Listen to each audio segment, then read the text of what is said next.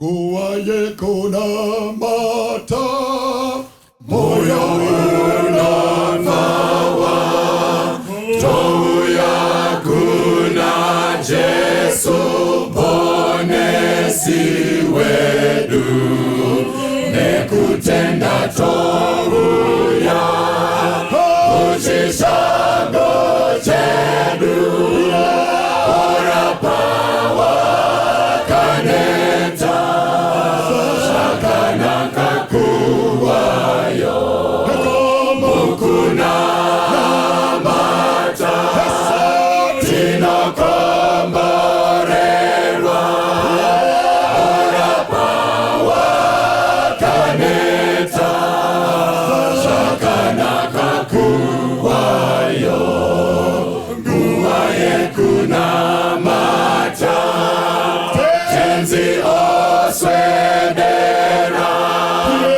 anetiti kunzwa wana wajijema, jesetino jisa, amakomba ake, ora bawa kaneta, shakana kakuwayo, mukuna mata, tino komborelwa, ora pawa kaneta, shakana kakuwayo, nguwaye kuna mata, apo wanoyedza, zoisa kuna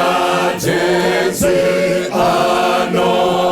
anobatsira, nemoyo wekuzira, obvisa shinetso, ora pawa kaneta, shakana kakuwayo, mukuna mata, tino komborelwa, ora pawa kaneta, shakana kakuwayo, panguwaye mna mato, tino fusembira, shikomborelwa, jesetino ziwana, mukusimbira iye, hakunada mbuto, ora pawa kaneta, shakana kakuwayo, mukuna mata, tino komborelwa, ora pawa kaneta, shakana kakuwayo.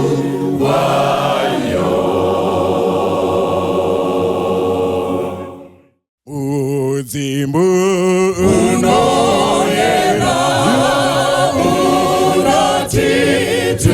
unatitungamira, uripesto makristu, wateweri wa Jesu, waneti wanofara, timu unoda itawatiwa fambiuya, ditewere kumbusha, unyesu tesenguwa, unona kubatira,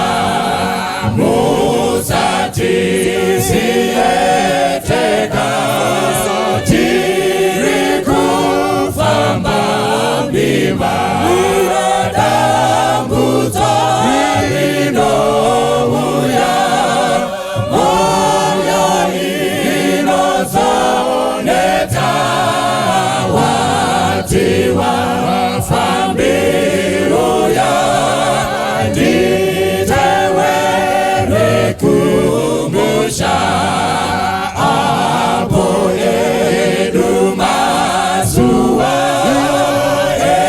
emabasa opera basiku nozosara kuyenda kokudenga kokufunga emazita kuti isutanyorwa watiwa wafambi uya nditewe rekumusha hapo edu mazuwa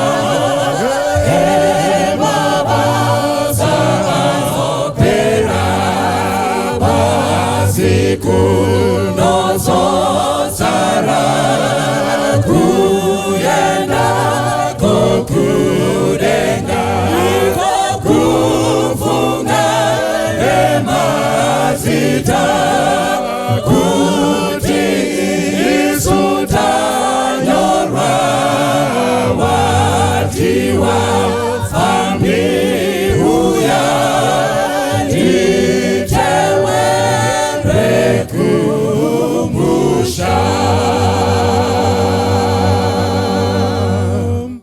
Mangwanani akanaka vana vaMwari, toda kutenda mangwanani ano nekuitirwa nyasha dzekuverengwa pakati pevapenyu, tichimutsiridzwa munguva dzekuti dai taramba tichingotsvaka chiso chaMwari. Satani unodzva seshumba uchitsvaka vaangabvisa pakunamata kwazvokwadi.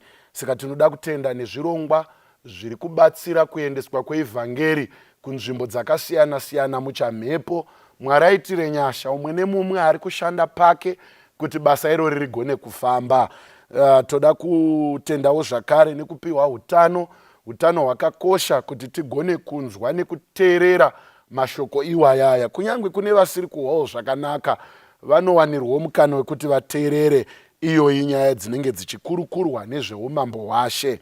Nhasi toda kunobata pabhuku raLuke, kana kuti Ruka chapter 17, Ruka chapter 17 pavhesi ya11 kusvika pana 19 ndo patinoda kunoverenga nhasi. Title yedu kana kuti musoro wenyaya uri kuti vamwe varipi, where are the others? Vamwe varipi?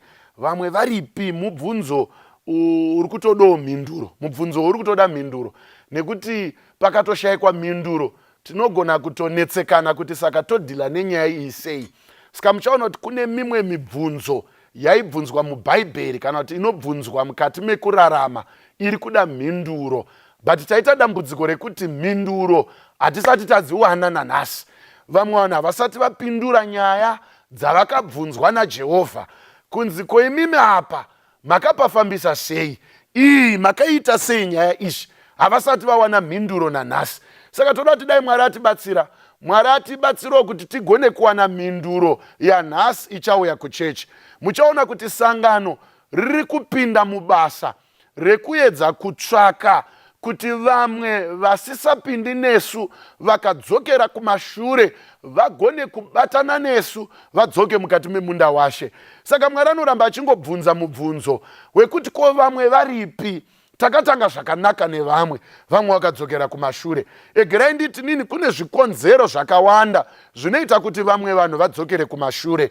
Vamwe vari munguva dzekutambudzika, they are in dire stresses whereby the stress has allowed him or her kuti agone kubuda mukati mesangano. Vamwe vakatadza kubatwa zvakanaka mukati mesangano. Vamwe vaitarisirawo kuti vagone kuiswa pachinhano chehumaneja hwaainawo kubasa, ndokubva asanganawo nevasingagoni kuvaisa pazvinzvimbo zvacho. There are so many reasons that I can spill out ekutaura kubuda kunoita vamwe vanhu musangano. Vamwe vanorambwa kurambwa chaiko, kutorambwa ungofunga kuti zvinondibetserei, obva angotegerai ndibude musangano. Vamwe vari kusangana nekufirwa kuri serious kwekuti sangano riri kutadza kunyaradza, riri kutadza kuita comfort vanhu vari kufirwa. Vanhu vanodecida kubuda. Mwari ari kuramba achibvunza. I'm not worried. I'm worried. I know kuti zviripo zviri kuburitsa vanhu. Mwari izvozvo anozviziva. He knows kuti zviripo zviri kuita kuti vanhu vadzokere kumashure. Zviripo zviri kuita kuti vanhu vasaramba vakabatirira pana Mwari. But Mwari haamisi kubvunza mubvunzo wake. Inzwai vana vaMwari. God is going to continue asking us this question. Vamwe varipi? Where are others? Vamwe varipi? Saka tine mubvunzo wakaita seiwo ushu watiri kusangana nawo mukati mebhaibheri wekuti Mwari azosvika pakuripira nekurapa vanhu zvikonzero zvaadreswa. But now Mwari is worried kuti after addressing the concerns, after addressing the issues, after addressing the problems and the sorrows, but God is worried, where are others? Mwari ari kuti nyaya iyi wakauya uchichema kuprayer band, nyaya iyi wakauya tikainamatira, kana iri nyaya yemadhimoni, we dealt with those things. But my question still stands, ko vamwe varipi? Zvakuita unge Mwari ndewe bribe, zvakuita unge Mwari ndewe kumbobraiba, wekuti kana ndine chandiri kuda, after zvaita, then I go back where I was. I'm worried, vana vaMwari. Egarai tiverenge pana Luka chapter 17 verse 11 to 19. Zvino vakati vachienda Jerusalemu, akapfuura napaSamaria neGarirea. Zvino achipinda muno mumwe musha, akasangana navarume vane 10 vaiva namaperembudzi vamire kure. Vakadanidzira vachiti, Jesu, tenzi, tinzwirewo ngoni. Zvino akati achivaona akati kwavari, endai mundozviratidza kuvaprista. Vakati vachienda vakapora. Zvino mumwe wavo akati achiona kuti ndaporeswa, akadzoka achikudza Mwari nezwi guru. Akawira pasi nechiso patsoka dzake akamuvonga. Zvino iye akanga ari muSamaria. Ipapo Jesu akapindura akati, havana kuporeswa vane 10 here? Vapfumbamwe varipiko? Hapana akawanikwa adzokera kuzokudza Mwari, asi uyu mutorwa here? Ipapo akati kwaari, simuka uende, kutenda kwako kwakuponesa. Dai Mwari akomborera kuverengwa kweshoko rake. Ngatinamatei. Baba vari kudenga, toda kukutendai, tibatsirewo patinorapa chirabwe ichi. Dai zvingatibatsirewo Jehovha, tigone kuona kukosha kweshoko renyu mukati meupenyu hwedu. Tauraiwo nesu Jehovha nenzira yakatsanangurika. Mugotaurawo kuvana wenyu, bvisaiwo muvanzire chiso changu, imi mugovonekwa. Muzita renyu rinogara nekusingaperi. Amen. Tiri kuona Jesu ari kusangana nevakomana vakanga vaine chimiro chakanga chisina kujairika. Everyone now knows kuti leprosy was not a friendly disease. It was a contagious disease. Chakanga chiri chirwere chaitapuriranwa. Number 1. Number 2, once you got such a disease, you were now an outcast, not by voting, but by the virtue yekuti waango nacho. Zvaisada kumirira votizvi, zvaisada kumirira politburo kana kugarirwa pasi. Uchingoona kuti wamuchimiro waanaunswa namuprista kuti ndo zvapo, waibva watobuditswa mukati memusha. So tiri kuona upenyu hwevanhu vasisina ukama nesociety. I'm sorry to say this, once you developed such a disease, it meant that the social aspect of life, the mental aspect of life, the spiritual aspect of life somehow was affected. Saka wari kuona kuti kwauri kugara hakusisina a connection with the real world. Hausisina ukama hwekukwanisa kuonana nehama zviri constant. So tiri kuona vakomana ava, kana akatanga ari 1, chimbofamba ineni pamwe aive 1, ndobva aona kuti vave 2, but Bible riri kuti vakatozosvika pakuita 10, kakatozoitawo kagroup kakanga kari kemaperembudzi. Pane chinhu 1 chiri kundinakidza panyaya yevanhu ava vari 10. Ndoda kuti muone kuti hazvinetsi, hazvinonotsi kuti vanhu veunhu humwe chete muyereke nemabatana. Mamuchiziva here kuti makuhwa chaipa hamuna kuenda kuchipatara mukanodongorerana makadhi ekuvhenekwa umakuhwa hwenyu. Pane katauriro kamakangoita muri pachechi so kana kuti muri ngori kuke meeting muri papi makatovheta kuti uyu tinogona kutoita shamwari nekalevho ikakaka. Saka what brings you to be friends and what makes your group grow, there are certain interesting things zvaita kuti muve pamwe chete. Saka ndiri kuti inini zvimwe zvimagrupu zviri kufomwa zviri kutonyatsoratidza kuti pane zvakaita kuti vanhu ava vave pamwe chete. Saka vanhu ava vakapedzisira vakuona kuti tiri vanhu vemaperembudzi, tagara musociety hatidiwi, zvino tava 10 nyaya dzinogona kutaurika zviri nani. Inzwaika vana vaMwari, hatiudzwe kunzi mugwariro wavo wakanga wakafanana here, because rangarira kuti leprosy it was a disease yaidonedza nyama. Kudai papapa vaitosekana kuti bamunini yakubatai, yakuri kuti pakaiswa rekodhi yevanotanga kuzorora imi munogona kutanga kuenda. Saka vaigona kunge vachitotaurirana, but they grew to have a very vakaveneka ushamwari kakatsozonosimba kekuti kana vaitoita zvinhu zvimwe chete vakasvika pakunzwisisa. Let me quickly put it in this way. Vakasvika pakunzwisisa kuti tisu vemaperembudzi, vakasvika pakunzwisisa kuti chero vakanakirwa vari mumisha, isusu we are safe tiri 10 takadai. Saka vanhu vainyaradzana, vanhu vaisimudzirana muchigwere chavo icho chichi, vaitirana zvakanaka. Zvino ndofariro Jesu madirection ake, unoziva kuti mafambiro aJesu soka akangoda kungopotsa afanana nemushikashika. Unoziva kuti nekutsvagwa kunoitwa vanhu nevanhu vemushikashika vanoita kutsvaga vanhu. Ndaiona makombini rodi dzinovhugwa nekungoedza kutsvaga munhu anorivheserwa. Zviri kunzi vakati vachienda Jerusarema akapfuura nepaSamaria nepaGarira kutoita pekutopfuurawo nepo. Inzwai, pamwe pacho anza dzako dzakangomirira kuti Jesu apfuure neko. And I'm very sure, I'm very positive kuti one of these days he is going to pass through your place, and one of these days achapfuura nepo. Your answer, your prayers, your nhunha dzako dzose dzichapindurwa. Saka tiri kuona Jesu apfuura, vakomana avava vane 10. Saka zviri kunzi ivo havana kusangana naJesu. Iye Jesu ndiye akasangana nevarume. I love this part. Let me elaborate a bit here. Jesu aritoriwo mubusiness rekuda kusangana nevatadzi. Jesu aritori pabusiness rekuda kutofambawo nekune pfambi. Jesu aritori pabusiness rekuda kufamba nekune vanhu vane makuhwa. So Jesu apapa ndiye ari kutosangana nevakomana, ari kutovaona. He is not avoiding, he is not an avoider.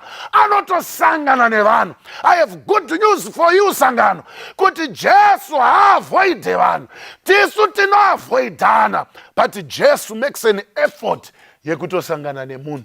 So hanzi Jesu ndiye akasangana nawo, asangana nevarume vane 10. Hanzi ivo ndobva vadanidzira kuti Jesu, tenzi tinzwireiwo ngoni. Vanga vazviziva sei? Ndino kuti presence yaJehovha haidi kutomboridzirwa bhero kuti asvika.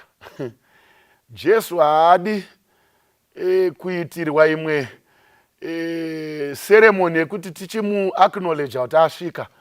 That man has got power. He is just awesome to the extent yekuti when he appears, paanoita appearance yake, hazvidi vamwe vanhu kuti vazvizive. Ndosaka maona kuti paisvika pane madhimoni. Come on church, ndoti munyatsobata pfungwa yandiri kuti mubatei. Iwe ndiwo utori nenharo dzekumuramba, but uchitoziva kuti Jesu has appeared, he has made an appearance. Saka Jesu ari kutoapia. Aiapia, paangoapia madhimoni aichema. They could recognize kuti pano paita munhu waMwari. Egerai ndikudziva vana vaMwari, vakomana vakaziva kuti paisimbopfuura vafundisi, paisimbopfuura madhokta, kana vaipfuura vari kure rangarira kuti vaisaonana. But ndiroti muone pfungwa iyi, people passed through their territory but there was no change. People passed through their vicinity, but there was no change. If there was the people, vaigona kuuya vozovaimbira vakavaimbira vakavaitira zvavanoitira, but there was no change. It only took the man, the healer, the mighty, wonderful counselor, the Prince of Peace, kuti paakapfuura iye ndopakabva paita nyaya. Saka vakomana vakati hatinganyarari. Murume akaendawo ndiye ane ansa uyu. Ansa dzedu dzese dziri apa, vaipfuura apa vanga vasina ansa. Muri kuziva here kuti vamwe vanhu vanonyatsoziva kuti hamuna ansa, nekuti maroyero amunoita mudzimai moda kuzondiparidzira hapana ansa apa. Vanonyatsoziva kuti mukomana uyu anoita basa rekuvata nevasikana, saka hapana paangandibatsirawo semuyuth nekuti hauna ansa. Zviri kutotsvaka vanhu vana Jesu kuti vambopfuurawo kuti mhinduro dzigone kuwanikwa. Saka Jesu anobva aona kuti vakomana vadedzera, tinzwirewo ngoni. Zvino akati achivaona akati kwavari, endai munozviratidza kuvaprista. Healing, munoziva kuti kaitiro kaitawo Jesu kanoita kunge kanenge kakuvhaira. Unoziva kuti kamwe kacho usoka unombozvibvunza kuti but apa Jesu vakomana aka kuchii? Because Jesu anongoti vakomana nyaya yenyu ndatoinzwa, chitotendeukai mutoenda kumuprista. Such an instruction. God is instructing each and every one of us, but dambudziko rapo, there is a certain kind of healing, there is a certain kind of redemption that we are looking for. Dambudziko muri kuuya mine maplani enyu ekuponeswa, but Jesus has got a plan. Jesu ari kuti vakomana tendeukai, marova pasi endai munozvirakidza kumuprista. Hanzi vakati vachienda, I like this part, vakapora. Faith worked a pivotal role here. Vakaita kutenda kwekuti zvataurwa saka zvatoita. Instantly they were healed. Rechirungu ndoda futi unobva rati, and so it was that as they went they were cleansed. Vakabva vaporeswa, vakaenda vakabva vapora ipapapa. Saka vanhu vaakufamba, ndorati muone nhaurwa hatiudzwi kunzi vakaporera, but bhaibheri rinongoti vakati vachienda vakapora. Isu what we are sure ndezvekuti vachitoenda vakapora. Ndiri kuona a sign of victory, sign of healing. Saka kana paine vaimbovanyomba vari kutosangana kuti aish, muchiri kufunga ndo zvatiri here tapora. Kana paine nyaya dzanga dzisina kupedziswa mumusha, vachiti ndine chikwereti, uye akazoita maperembudzi handichachiwani, akazodzoka. He came back. Ndokubva asvika. Hanzi vakomana vakasvika nekuti instruction yakati kumuprista.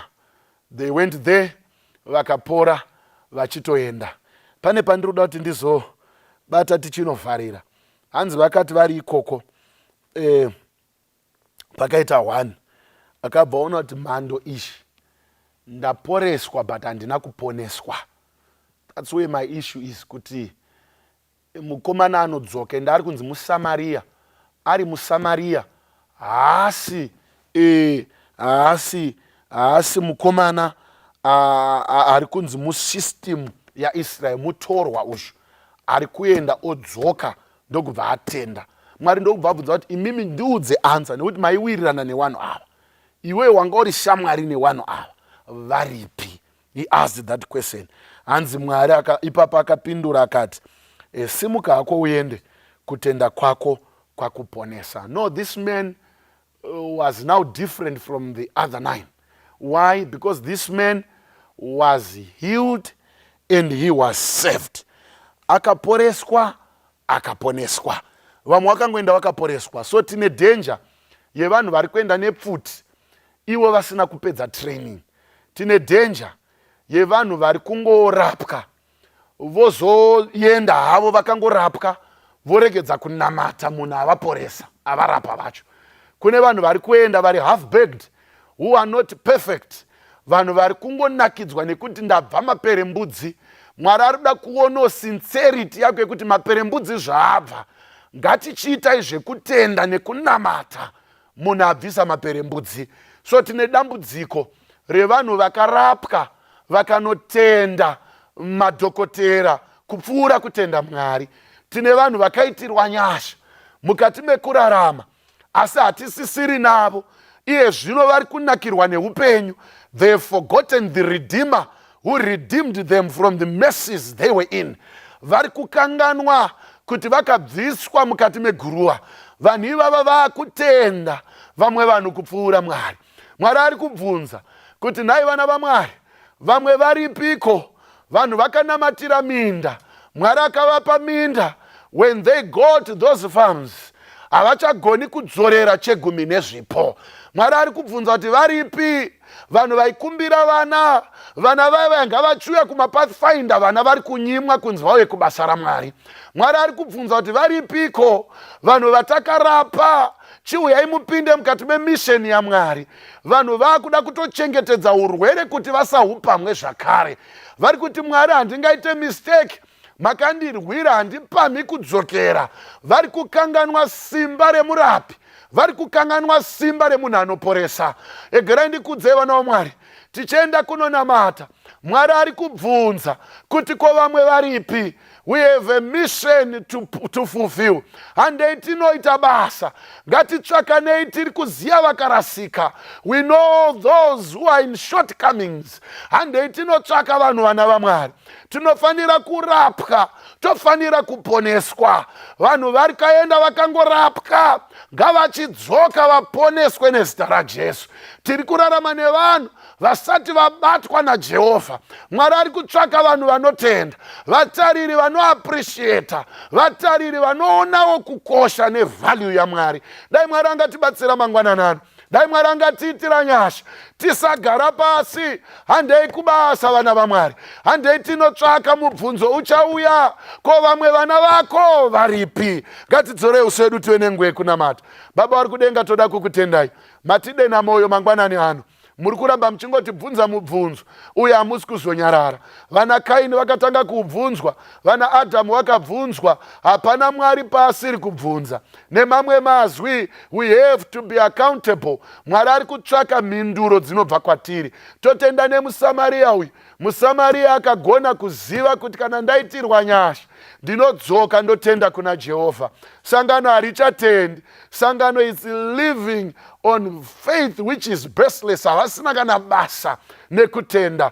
Vari kungoti chero tararama, chero taenda kusavada. Dzoraiwo ndangariro dzedu Mwari mugotibatsirawo kuti tigone kuve answerable kune mibvunzo yamunobvunza. Vamwe varipi? Still that question is going to ring in our minds each and every time. Yekuti vamwe varipi? Tiri kugara mabhodhi akungoitwa maroko, vanhu havasina basa nekunotsvaka vanhu vakarasika. Tipewo simba, tipewo basa rekuti tigone kuita. Maite enyu nekutaura kwatiri mangwanani ano. Tiporeseiwo, tirapeiwo, tiri kutsvaka zviviri izvi zvitiite complete mukati meupenyu hwedu. Tanamata nekutenda muzita renyu rinogara nekusingaperi. Amen. Vese vovandozo Rauranye sokora kanaka murese pase koti vanhu vese ngavaritsene uya unoda uya unoda tumasoko pako munembelikana Baba vadika iwo vari kudaidza uya unoda uya unoda nasi uya pia pamusiwo wazarurirwa Jesu ndiye nzira yedeka uya unoda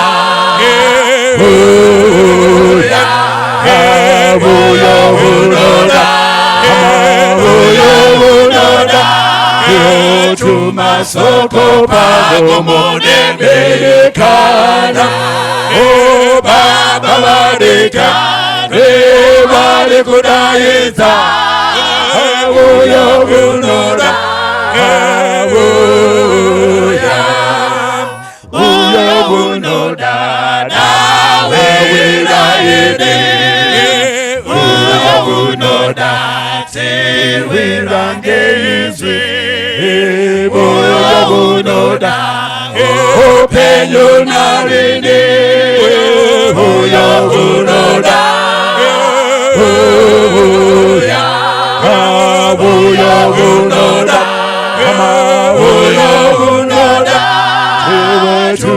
Pasoko pagombo nemekana Baba wadekana Ye wadekulayiza Uyo unoda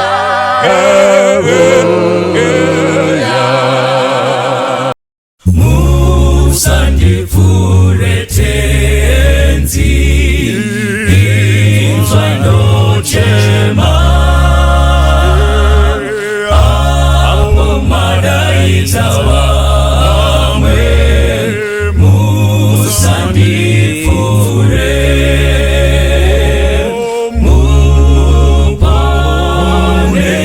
Muponesi Inzwano chema Vamwe musandifure ndipenyiwo wenyutsa ndinokumbira ndiri kupfukamira nekudawira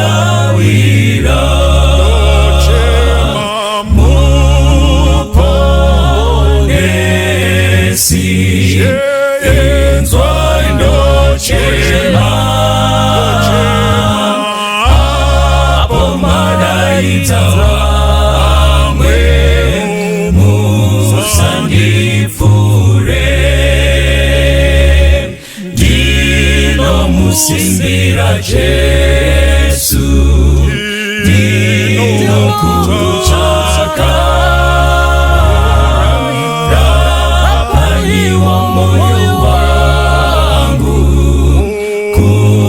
kuniponesa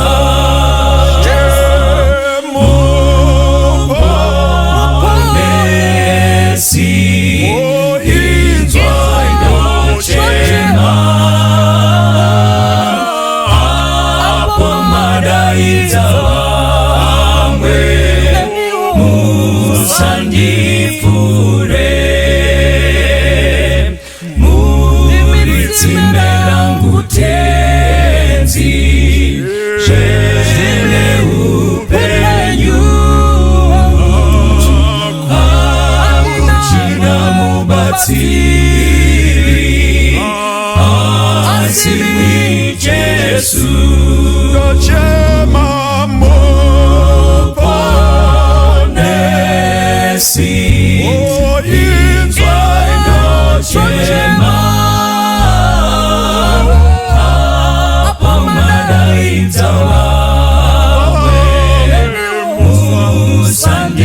Musandifure